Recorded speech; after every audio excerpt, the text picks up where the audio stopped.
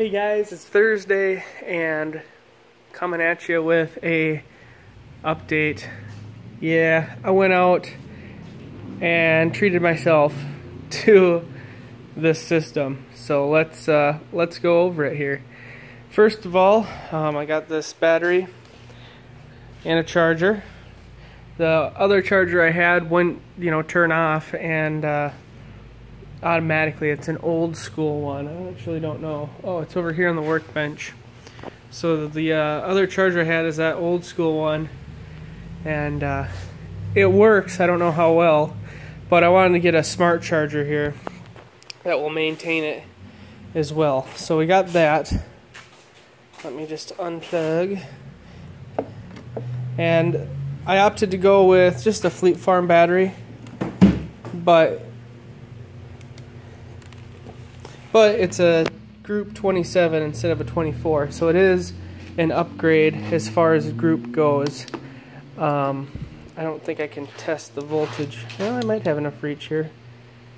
So she's sitting at 12.8, which is good, and it's a big battery, but got that, got the charger, and last but not least, we got the Minn Kota. Let me just hook this up though before we go over there. Positive to positive, negative to the negative. Alright, so I built this contraption here, and it was initially just the 2x4 across. I notched it out, but I felt like the torque of this motor still moved it a little more than I like. It was solid, don't get me wrong, it probably would have been fine, but I put this cross piece in and then I screwed it on the front and bolted it through with these carriage bolts. So now there's no play in it at all. It's super solid. Here's my motor. It's just a simple Minn Kota 30-pound thrust. The reviews on these are wonderful. And I chose to do this 30-pound thrust because the 45s people said die out pretty quick. In fact, in an instance, the one person on a forum said that he had a 45 and his died out going up a river, but his buddy who had a 30 went right on past him and lasted the whole time. So I opted to go with a smaller one because I'm not going to get there as fast, but it should conserve on the battery. So over here I just doubled up this 2x4. Otherwise, the clamps here were pretty much bottomed out, and this one here extends.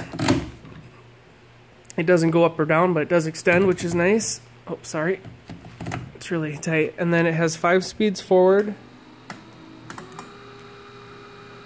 Super quiet, of course. And then 3 speeds in reverse. And you can adjust the height.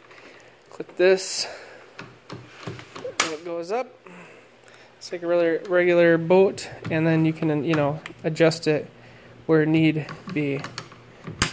So that is how that setup is working. And the jumper cables is a really easy system you can use to determine where you're going to put your battery. So in normal cases, the battery would probably be sitting right here, which is fine because there's a lot of room in this area, but I'd rather have the battery up front to evenly weight the boat, because this is probably 30 pounds. This trolling motor here is actually pretty heavy.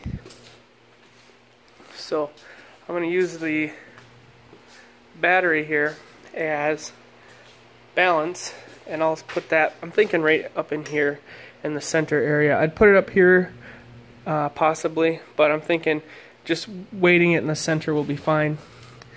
So yeah, that is my new setup. Now, this setup wasn't cheap. It was $250. $109 for the trolling motor, $85 for the battery, and $35 for this little charger.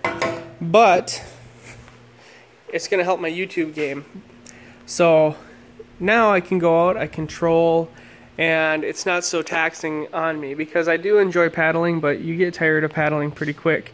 And with the added weight of the battery in the front and the propulsion on the back, I should be able to go out in choppy water and not get blown around too much. So one thing I have to do, I'm thinking I'm going to do it tomorrow, is I have to go in and re-register as a small, I think it's a pleasure craft, or small, I can't remember quite what the term is, but it's gonna, it's another $20 or whatever, and then I got to get the numbers on the side so that we can go out and have some real fun. So yeah, and if Sam wants to go out fishing and I'm back there, obviously, because that's where the mount is now, she just have to sit here in reverse. So it'll work out well. This is a good system. I'm very curious. I'm going to do the test voltage like I just did before I go out, and then once I come back, I hope to take it out this weekend if I don't work, but once I come back I'll test it again, and we'll see how much that battery drains in a single one, because people are saying online that their batteries are pretty much dead. Their battery is pretty much dead after 8 hours of like trolling, or 8 hours of heavy use. So I don't know. That really depends on a lot of different factors of the quality of battery, and the weather conditions and stuff can affect that too. So we'll go out there and hopefully have decent weather and give her a go. But I wanted to show you guys the setup because I think that I'm actually really proud of it. I sat there in Fleet Farm forever debating should I, shouldn't I, whatever, but ended up going with it. And as you guys know, I removed this cross member brace so I could sit this way, but now that I've added this brace in the back, which is pretty simple, I just drilled right through and have 2 bolts on there. I could put wing nuts on there so this would just come off, but I don't plan on really taking this off. But 1 7/16 wrench and you're good to go. So it should still flip upside down on the trailer like it's nothing. It'll sit back just before these. It'll be right here on the brace, and she'll be good to go. So pretty simple setup though, and I'm excited to take it out and see what kind of speed. I mean, I don't expect this to go quick, but it's lightweight, portable, and manageable. So that was the whole deal. So I'll give you guys a video hopefully this weekend. I'm going to go out with the GoPro and stuff like that, and we'll do some fishing and let you guys know. But I wanted to give you a little idea on what we got going on. So thanks for watching, and I'll talk to you later.